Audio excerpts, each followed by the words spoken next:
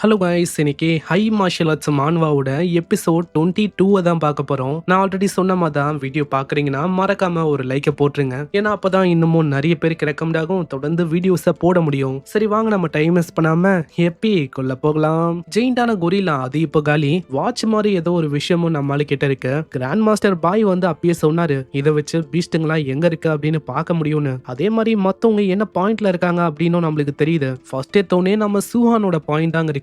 அந்த பெரிய ஜெயிண்டான கொரில்லாவை defeat பண்ணதுக்கே 2000 point அங்க கிடைச்சிருக்கு. அந்த பேர் அதுக்கு 100 பாயிண்ட். அந்த சாங் அந்த பர்சன் தான் செகண்ட் பொசிஷன்ல 800 பாயிண்டோட இருக்கான். அப்ப நான் அவனை பீட் பண்ணா கண்டிப்பா என்னால அதுல இருக்க பாதி 400 பாயிண்ட்ஸை கெயின் பண்ண முடியும்னு நினைக்கிறேன். ஆளு இன்னமும் நிறைய பாயிண்ட்ஸ் எல்லாம் கலெக்ட் பண்ணல.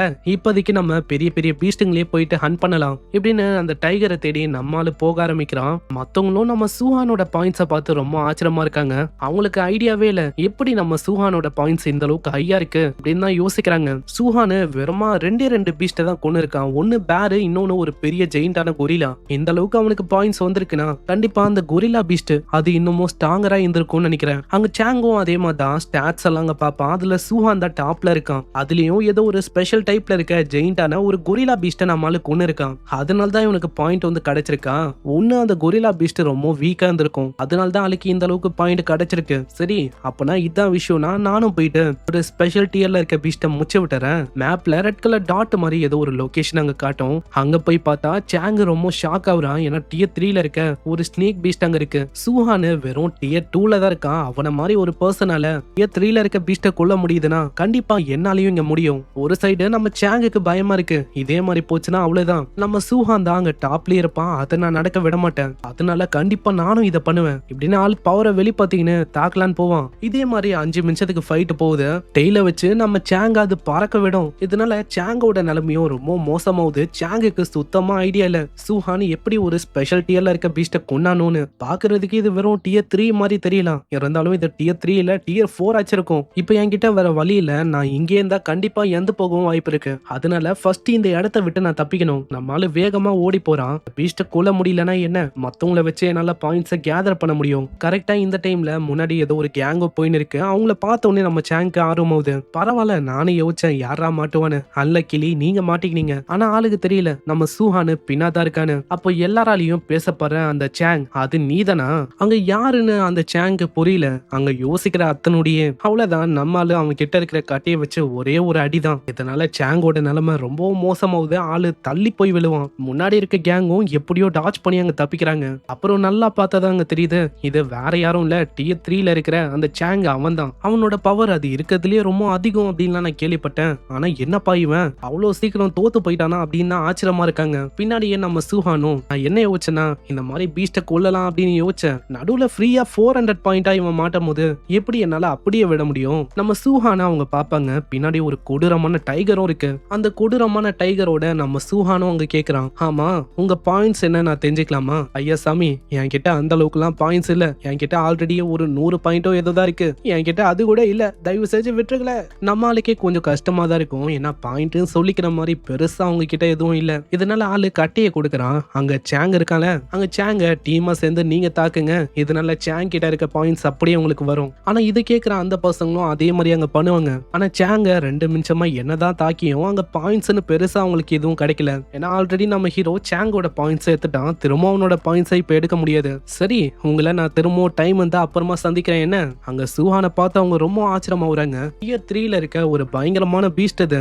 அந்த மாதிரி ஒரு பீஸ்ட மவுண்டா இவன் மாத்திட்டானா? இவன் உண்மையிலேயே மாசுப்பா. அப்பனா எல்லாராலையும் பேசப்படுற அந்த சூஹான் டாப் 1 ரேங்க்ல இருக்க அந்த பர்சன் அது வந்து இவன் தானா? நம்ம பாயே ரொம்ப ஆச்சரியமா இருப்பாரு. ஏன்னா நம்ம சூஹானு எப்படியோ கன்வின்ஸ் பண்ணி நம்ம சாங்க இன்னமும் பயங்கரமா அடிக்க வச்சிருப்பான் மத்த பசங்களை வச்சு. இதுக்கப்புறம் சீன் அப்படியே அந்த பெரிய பாம்பை நோக்கி வரும். அந்த இடத்துக்கு எப்படியோ நம்ம சூஹான் வந்து சேர்றான். பரவாயில்லையே, எனக்குன்னு ஒரு பெரிய பாம்பு இங்க இருக்கா?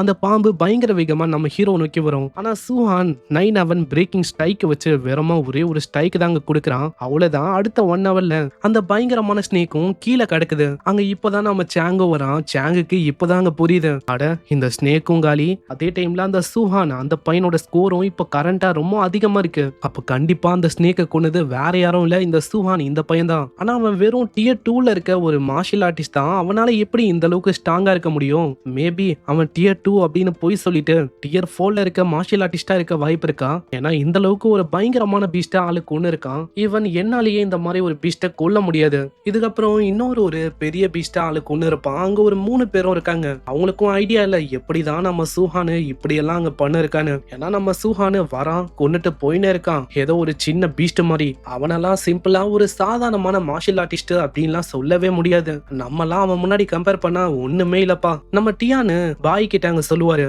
நம்ம சூஹான பாத்தியா வெறுமா தண்டரு ஃபயர் இந்த 2 பவரையும் சேர்த்து பயங்கர வேகமா வச்சு செஞ்சுட்டு போயினே இருக்கான். இதை கேக்குற நம்ம பாயும், என்கிட்டயும் 2 ஆட்ரிபியூட் வந்திருக்கு, எனக்கும் இந்த ஆட்ரிபியூட் ஃபியூஷன்லாம் பண்ணணும் அப்படின்னு ஆசையா இருக்குப்பா. அதனால கொஞ்சம் சூஹானு வந்தானா அவன் கிட்ட கொஞ்சம் இன்ட்ரோ கொடுக்க முடியுமா? அவனோட கைடன்ஸ் மூலமா என்னாலையும் அந்த ஆட்ரிபியூட் ஃபியூஷன் அதை பண்ண முடியும்ல. ஆனா நல்லா யோசிச்சு பாரு, நம்ம தான் இந்த ஜெனரேஷனோட கிராண்ட் மாஸ்டரா இருக்கும். நம்மளே இறங்கி போய் கேட்கறது கொஞ்சம் எம்பாரசிங்கா இருக்கும்பா. அட நம்ம அதை கத்துக்கினா பெரிய அளவுல நம்மளுக்கு பயனுள்ளதா இருக்கும்பா. ஏன்னா நம்ம சூஹானே பாரு, அவனை விடவும் பெரிய பெரிய டியர்ல இருக்க மாஸ்டர்ஸ் ஆளுங்க எல்லாரையுமே ஆளு வச்சு செய்யறான். அதனால ஆர்வமா இருக்கு, நான் இதோ இப்பயே போறேன். அடே வெயிட் பண்ணு, சூஹான பாரு, சூஹான் நீ கேப்சர் பண்ண அந்த பெரிய டிராகனை நோக்கி இப்போ தனியா போயின்னு இருக்கான். என்னது அந்த டிராகன் கேவ், அதை நோக்கி இவன் எதுக்காக போறான்? ஏன்னா அது ஒன்னும் ஒரு சாதாரணமான கேவ் இல்ல. ஏன் இப்படி அவன் போறான்? அவன் என்ன பைத்தியமா? அதையே நான் கட்டி போட்டு வச்சிருக்கேன். டியர் 4 மிஸ்டேஜ்ல இருக்க ஒரு டிராகன் பீஸ்ட் அது. அந்த மாதிரி ஒரு பெரிய டிராகனை பெரிய பெரிய ஆளுங்களாலேயே தோக்கடிக்க முடியாது. நம்ம சூஹானால என்ன பண்ண முடியுதுன்னு பார்க்கலாம். கண்டிப்பா அந்த இடத்துல இவன் தோத்து போக நிறைய வாய்ப்பு இருக்கு. அப்புறம் ஆளுக்கு தெரியும் இந்த மாதிரி அவனோட பவர் கேப்பும் மத்தவங்களோட பவர் கேப்பும் எந்த அளவுக்கு இருக்குன்னு. ஆனா நம்ம டியானுக்கு அங்க தெரியும், இவருக்கு தான் அங்க புரியல நம்ம ஹீரோ கிட்ட எந்த அளவுக்கு பவர் ரொம்ப அதிகமா இருக்குன்னு. இதுக்கப்புறம் அந்த டைகரை நோக்கி சீன் வரும். அது பயங்கரமா அழுவ ஆரம்பிக்கும். மத்தவங்க முன்னாடி ரொம்ப சீனாவும் நீ தான் பெரிய ஆளு மாதிரியும் காட்டிக்கிற, ஆனா எங்க ஒரு பயந்து போன பூனை மாதிரி இப்படி இருக்க. சரி ஏதோ ஒண்ணு, நான் உன்ன ஒன்னும் அது கூட ஃபைட் பண்ண வைக்க மாட்டேன், நீ ஜஸ்ட் வெயிட் பண்ணு, நான் உள்ள போயிட்டு அதோட கதையை முச்சிட்டு வரேன் அப்படின்னு நம்மால வேகமா அங்க குதிக்கிறான். அது கீழே போயினே இருக்கு. வெப்பனை செவுல குத்தி ஆளு வேகத்தை அப்படியே குறைக்கிறான். இதே மாதிரி எப்படியோ கீழே தரையும் ஆளு ரீச் பண்றான். தரையில ஒரு கொடூரமான டிராகனும் இருக்கு. இதுதான் எல்லாராலையும் பேசப்படுற அந்த பார்பேரியன் டிராகன் டியர் 4ல இருக்கு. ஆனா எதுக்காக இதை செயின்ல கட்டி போட்டு வச்சிருக்காங்க? ஆனா இது இப்பயும் ஸ்லீப்ல இருக்கு. கரண்டான என்னோட ஸ்ட்ரென்த்தை வச்சு நேரடியா ஹெட்டுக்கு ஹெட் போறது எனக்கு அந்த அளவுக்கு கான்பிடென்ட் இல்ல. ஆனா இது தூங்கின இருக்கும் போதே பின்னாடி நம்ம தாக்குறது ஒரு நல்ல டிசிஷனா இருக்கும் இப்படின்னு வேற ஒரு திசைக்கு நம்மால ஒரு வாங்க ஒரு பயங்கரமான ஸ்மெல்லும் அப்படி அடிக்கும். என்ன ஜெண்டரா இருந்தாலும் கண்டிப்பா இதுதான் ஒரு மாஸ்டரோட வீக்கான பகுதியா இருக்கும். ஆளு தண்டரு ஃபயரு மெட்டல் 3 ஆட்ரிபியூட்டையும் ஃபியூஷன் பண்ணி நம்மால ப்ளூம் பர்ட் அப்படின்னு அவனா ஒரு பேரை வச்சு பயங்கர வேகமா அங்க தாக்குறான். அந்த அட்டாக் பட்டோனே அங்க ரத்தமா தெரிக்கும். அந்த டிராகனுக்கும் அங்க பயங்கரமா வலிக்குது. பின்பக்கம் என்ன இருக்கு அப்படின்னு அதுக்கு தெரியல. இருந்தாலும் பின்னாடி தானே தாக்குதல் ஏற்பட்டிருக்கு. அதனால பயங்கர வேகமா பின்னாடி ஃபுல்லா நெருப்பால அப்படி எரிக்கும். ஆனா நம்மால முன்னாடி வந்துட்டான். முன்னாடி வரும்போது அந்த டிராகனும் அந்த விஷயத்த சென்ஸ் பண்ணும். இந்த வாட்டி கரெக்டா நம்ம ஹீரோ மேல ஒரு தாக்குதல் அது பண்ணும். அவ்வளவுதான், நம்மால மொத்தமா அதுல மாட்டிக்கிறான். ஆனா கடைசியில அது சூஹானான்னு கேட்டா அதான் கிடையாது. ஏன்னா அது ஒரு க்ளோன் தான். அந்த டிராகனுக்கும் சுத்தமா ஐடியா இல்ல நம்ம சூஹான் எப்படி இந்த இடத்த விட்டு தப்பிச்சான்னு. சூஹான் திரும்ப அதே இடத்துக்கு வரான். அங்க ஆல்ரெடி ரத்தமா வரும். இருந்தாலும் அகேன் அவன் பாரபட்சமே பார்க்காம திரும்ப அதே இடத்துல அதே பொசிஷன்லயே ஆளு தாக்குறான். இதனால பாவம் டிராகனோட நிலைமை அங்க ரொம்ப மோசமாவுது. டிராகனே ஆளு கதற விடுறான். மத்தவங்க எல்லாம் யோசிக்கிறாங்க, அட யாருப்பா அந்த சூஹானு, அவன் பண்ற விதம் இருக்கே அது ரொம்ப ப்ரூட்டலா இருக்குப்பா.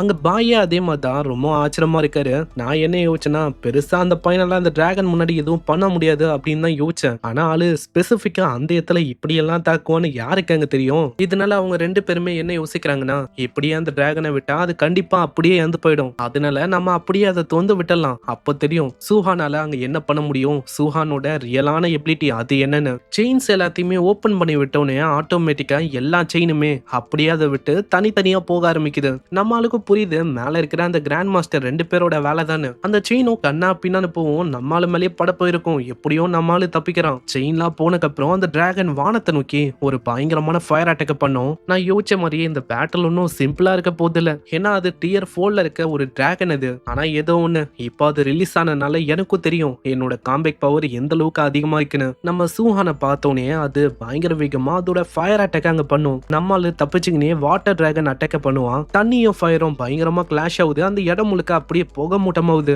இத ஒரு வாய்ப்பா வச்சு நம்ம சூஹான் அதுக்கு மேல இருக்கான். அதுக்கும் அந்த விஷயம் அங்க சென்ஸ் ஆகுது. அது டப்புன்னு நம்ம ஹீரோவை நோக்கி அட்டாக் பண்ணலான்னு வரும். ஆனா ஜஸ்ட் மிஸ் கரெக்டான டைம்ல லைட்னிங் வேவ்ஸை வச்சு எப்படியும் அந்த அட்டாக் அங்க தடுக்கிறான். ஆனா அதோட இன்னொரு கிளாஸை வச்சு டக்குன்னு அது தாக்கும். அந்த அட்டாக் பட்டோனே நம்ம சூஹான் கிட்ட இருக்கிற அந்த ஐட்டம் அது தனியா பறந்து போகுது. நான் இந்த குண்டான டிராகனை ரொம்ப அண்டர் எஸ்டிமேட் பண்ணிட்டேன்னு நினைக்கிறேன். வெளியில இருந்து பார்க்க இது குண்டாவும் ஸ்லோவாவும் இருக்கிற மாதிரி இருக்கலாம், இருந்தாலும் அதோட வேகம் இருக்கே, வேகம் ரொம்ப அதிகமா இருக்கு.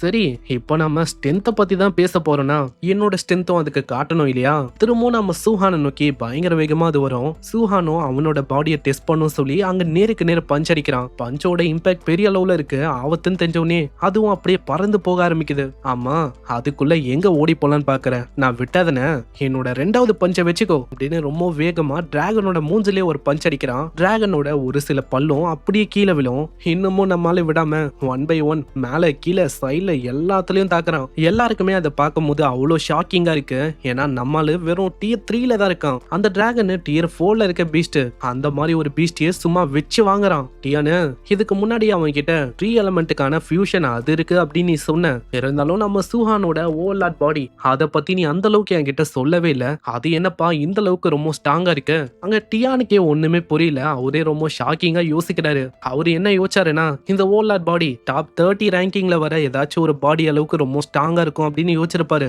ஆனா இப்பதான் தெரியுது, ஒரு வார்கார்ட் பாடி அளவுக்கு இவனோட பாடியும் ரொம்ப ஸ்ட்ராங்கா இருக்கு. அதுதான் இருக்கிறதுலயே ஒரு டாப்பான பாடி மாதிரி. டியானு, இப்ப அவன் கிட்ட எல்லா எலமெண்ட்லயும் 100% அஃபினிட்டி வந்திருக்கு. அதே மாதிரி ஆளோட ஓவர்லாட் பாடி அதை பத்தி சொல்லவே வேணாம். ஆளு இருக்கிறதுலயே ரொம்ப ஸ்ட்ராங்கஸ்டா இருக்கான். இதே மாதிரி போச்சுன்னா அவ்வளவுதான், இந்த ஹிஸ்டரியில ஒரு செட் பண்ணாத ஒரு ரெக்கார்டை இவன் செட் பண்ணுவான்னு நினைக்கிறேன். இதே மாதிரி அடிக்கிற அடியில டிராகனோட கண்ணெல்லாம் அப்படியே தனியா வரும். அங்க அவ்வளவுதான், டிராகனும் மொத்தமா அழிஞ்சு போகுது. இதை அழிக்கிறதுலயே என்னோட பவர் எல்லாம் மொத்தமா காலி ஆயிடுச்சுப்பா. ஏன்னா ஓவர்லாடோட பாடி பவர் ஒண்டி என்கிட்ட இல்லைன்னா அவ்வளவுதான். இந்த மாதிரி ஒரு டிராகன் மேல ஒரு காயத்தை கூட என்னால கிரியேட் பண்ணிருக்க முடிஞ்சிருக்காது. ஆனா ஏதோ ஒண்ணு, அவங்க 2 பேரும் ரொம்ப பயங்கரமானவங்கப்பா.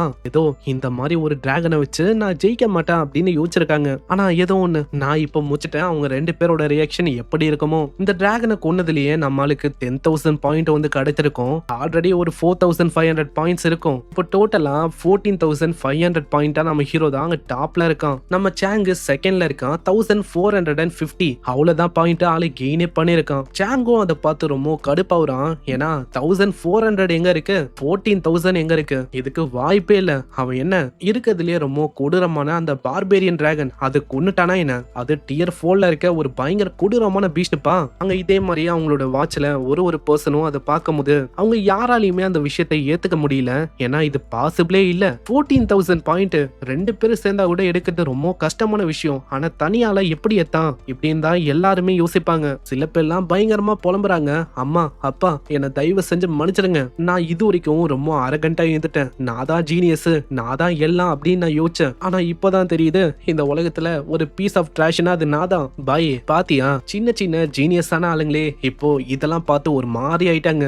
ஆமா இல்லையாப்பா, என்னோட ஏஜ்ல அவனை நான் மீட் பண்ணியிருந்தா கண்டிப்பா நானும் இதே மாதிரி தான் ரொம்ப குழம்பி போயிருப்பேன். ஏன்னா ஆளுக்கிட்ட அந்த அளவுக்கு ரொம்ப திறமை அதிகமா இருக்கு. அங்க இப்படி இவங்க யோசிப்பாங்களா? நம்ம ஹீரோ அந்த டிராகனை வெட்டி அதை ரோஸ் பண்ணி சாப்பிட ஆரம்பிக்கிறான். மத்தவங்களுக்கு ஐடியா இல்ல, என்னடா இவன் எதோ பண்ண இருக்கான் அப்படின்னு தான் யோசிப்பாங்க. இந்த சைடு அந்த டைகருக்கும் வாயில இருந்து அப்படி எச்சியா ஊறுது. அதை சாப்பிடணும் அப்படின்னு ரொம்ப ஆர்வமா இருக்கு. ஆமா என்னப்பா டைகரு, உனக்கு சாப்பிடணும்னு ரொம்ப ஆர்வமா இருக்கும். சண்டைன்னு வந்துட்டா ஓடிடுற, ஆனா சாப்பாடுன்னு வந்துட்டா ஃபர்ஸ்ட் வந்துடுறிய. இதுல மிச்சம் மீதி எல்லாம் இருக்கும், அது எல்லாமே உனக்கு தான். அவ்வளவுதான். இதை கேட்டவுடனே அதுக்கு அவ்வளவு சந்தோஷம், அப்படியே உற்சாகமா துள்ளுவாங்க. இதுக்கப்புறம் 1/2 hour போகுது. அந்த டிராகனோட டேஸ்ட் செம்மையா இருந்திருக்கு போல. பயங்கரமா கட்டுன்னு கட்டி இருக்காங்க. வயிறெல்லாம் நிறைஞ்சிருக்கும். நம்ம சூஹானும் சொல்றான், யாரு யோசிச்சாப்பா பார்பேரியன் டிராகனா இருக்கிற அந்த டிராகன் அது இந்த அளவுக்கு ரொம்ப ருசியா இருக்கும்னு. இவன் இத என்னோட அங்கிள் ஆன்டி அவங்களுக்கும் டேஸ்ட் பண்ண வைக்கணும் அப்படின்னு எனக்கு ஆசையா இருக்கு. அங்க திடீர்னு அந்த டைகரோட உடம்பும் பயங்கரமா க்ளோ ஆகுது. நம்ம சூஹானுக்கு அங்க புரியல, ஆமா என்ன ஆச்சு, எதுக்காக நீ இந்த அளவுக்கு பயங்கரமா க்ளோ ஆகுற? அதே ஃபீலிங் நம்ம ஆளுக்கும் அங்க வரும். அப்புறம் தான் ஆளுக்கு ரிலீஸே ஆகுது, நம்ம ஹீரோவோட உடம்புல வைட்டாலிட்டி சடனா ரொம்ப அதிகமா இன்க்ரீஸ் ஆகுது. வைட்டாலிட்டின்னு ஒண்டி இல்ல, ஓவர்லாட் பாடியும் அப்படியே பவர் அப் ஆகுது. பரவாயில்லையப்பா, 6.5ல இருந்து 9% ஓவர்லாட் பாடியோட பவர் அதிகமா இருக்கு. இதுல இருக்க ஒரு பீஸ சாப்பிடுறதுக்கே கிட்டத்தட்ட 1000 கணக்கான மார்ஷியல் வேல்யூவை நான் கெயின் பண்ண மாதிரியாச்சா? யாரு யோசிச்சா இந்த பார்பேரியன் டிராகன் இது சிம்பிளா ஒரு ட்ரெஷரா இங்க இருக்கும்னு. இதுக்கப்புறம் அங்க ஒரு 3 நாள் போகுது. அங்க ஒரு 2 பேர் வராங்க. ஆமா என்னப்பா அது, அந்த ஜெயிண்டான பார்பேரியன் டிராகனா? அது நம்ம சூஹானு டிஃபீட் ஒண்டி பண்ணாம அதை மொத்தமா சாப்பிட்டு காலி ஆக்கிட்டான். இதுவே நம்ம சாப்பிட ஆரம்பிச்சாலும் எப்படியோ வருஷ கணக்குல ஆயிடும். சூஹானால எப்படி இதை பண்ண முடிஞ்சது? உண்மையிலேயே நம்ம சூஹான் அங்க பண்ணல, நம்ம சூஹானு கொஞ்சமா தான் சாப்பிட்டுருப்பான். மீதி விஷயத்த பண்ணது எல்லாமே அந்த டைகர். அதான் ஒரு பிக்கா, என்ன பிக் மாதிரி மொத்தமா எல்லாத்தையுமே முழுங்கிட்ட. எனக்கு நீ என்ன பண்ண போற அதெல்லாம் எனக்கு தெரியாது. முடியாது, சீக்கிரமா ஹை டியர்ல இருக்க பீஸ்டுங்க கிட்ட எனக்கு கொண்டு போ. அப்படி நீ பண்ணலன்னு வச்சுக்கோயேன், அந்த டிராகனை கொன்ன மாதிரி உன்னை கொண்டு நான் சாப்பிடுற மாதிரி ஆயிடும். இதை கேட்ட உடனே அதுவும் பயந்துங்கனே இல்ல நான் கொண்டு போறேன் அப்படின்னு கொண்டு போகுது. 4th டே ஒரு வெள்ளை கலர் ஏப்ப ஆள முடிப்பான். 5th டே ஒரு டெத் வாம ஆள முடிக்கிறான். 6வது நாள் ஹெவன்லி விண்ட் மேட் புல் அப்படின்னு ஒரு புல்ல முடிக்கிறான். அங்க 7வது நாள் நம்ம சேங்க பயங்கரமா தாக்குறான். ஏன்னா நம்ம சேங் வழியா பாயிண்ட்ஸ் அங்க கிடைக்குமான்னு. ஆனா சேங் மூலமா அங்க பாயிண்ட்ஸ் எதுவும் கிடைக்கல. ஏன்னா ஒரு பர்சன் கிட்ட ஒரே ஒரு முறை தான் பாயிண்ட்ஸை அள்ள முடியும் போல. என்னப்பா இது, நான் என்ன யோசிச்சேனா, நீ நம்பர் 2ல இருக்க, உன்னோட பாயிண்ட்ஸை நான் அள்ளலாம் அப்படின்னு யோசிச்சேன். ஆனா போற போக்க பார்த்தா கண்டிப்பா என்னால அப்படி பண்ண முடியாதோ. அங்க திடீர்னு ஒரு வேவ் மாதிரி ஒரு விஷயமும் அங்க பரவும். அதுல ஒரு அனௌன்ஸ்மெண்ட் தான் அங்க பரவுது. 7 நாள் ஆயிடுச்சு, நீங்க தாராளமா இந்த சீக்ரெட் ரிலியத்தை விட்டு வெளியில போகலாம். டைம் வந்துச்சுன்னு நினைக்கிறேன் போறதுக்கு. ஆனா இந்த 7 நாள் சீக்ரெட் ரிலியத்துல நான் ரொம்ப என்ஜாய் பண்ணேன். நிறையவே டைம் வந்தா இன்னமும் நல்லா இருந்திருக்கும். நம்ம சூஹான் இங்க இருந்து போறான் அப்படின்னு சொன்னோனே அதுக்கு அழுகையா வரும். ஹேய், நீ எதுக்காக நான் போறேன்னு சொல்லி அழுவணும்? இன்னமும் ஹார்டரா கல்டிவேட் பண்ணு, ஸ்ட்ராங்கரா மாறு. ஏன்னா அப்பதான் நெக்ஸ்ட் இயர் உன்னை யாருமே கொல்ல முடியாது. உனக்கு புரியுதுல? சேங் வேற மயங்கி இருக்கான். சேங்கால எப்படியோ நடந்து வர முடியாது. இவனை அப்படியே விட்டாலும் கண்டிப்பா பிரச்சனை ஆயிடும். இவனை அப்படியே கொண்டு போக வேண்டியதான் இப்படின்னு நம்ம சேங்கோட சூஹானும் வெளியில வரான். சூஹானுக்காக ஒரு பெரிய கூட்டமே வெயிட் பண்ணிருக்கு. ஏன்னா நம்ம சூஹானு யாருமே பண்ணவே முடியாத அளவுக்கு ஒரு பயங்கரமான ஸ்கோரை அங்க செட் பண்ணிருக்கான். நம்ம சூஹான் தான் இப்ப அங்க டாப்.